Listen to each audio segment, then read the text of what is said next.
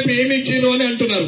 ఆ గుడ్డు పట్టుకొని దేశమంతా తిరిగితే గుడ్డానికి ఎన్ని ఇచ్చిర్రు అనేది తెలుస్తుంది. కానీ ఈయన పెట్టిన గుడ్డు కాదు. అక్కడ ఈయన గుడ్డంతా ఎత్తు కూడా లేడు, కనీసము బాతు గుడ్డంతా కూడా లేడు. ఈయన గుడ్డు గురించి మాట్లాడతాం.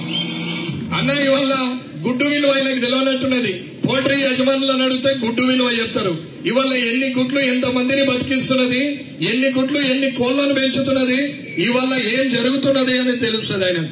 ఆయన గుడ్డు మందము కూడా లేని ఒక ముఖ్యమంత్రి, కుర్చీకి సగం ఉంటాడు, భూమికి 3 ఫీట్లు ఉంటాడు. ఇవాళ ఆయన మాట్లాడతాడు మోడీ గారి గురించి ఏమి ఇచ్చిండు అని.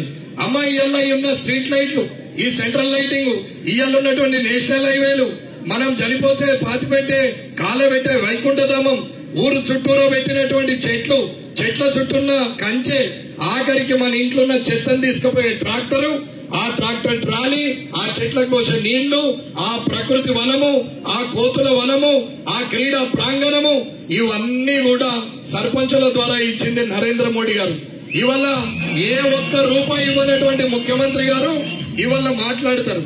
అమ్మ ఏదున్నా సరే ఒకటే చెప్తున్నాం తల్లి, ఏదైనా నిజమేంది అబద్ధమేంది, నడిచేటోడు ఎవడు, నడిపించేటోళ్ళు ఎవరు, ఇవాళ మా ఉత్తమాటలు మాట్లాడేవాడు ఎవరు.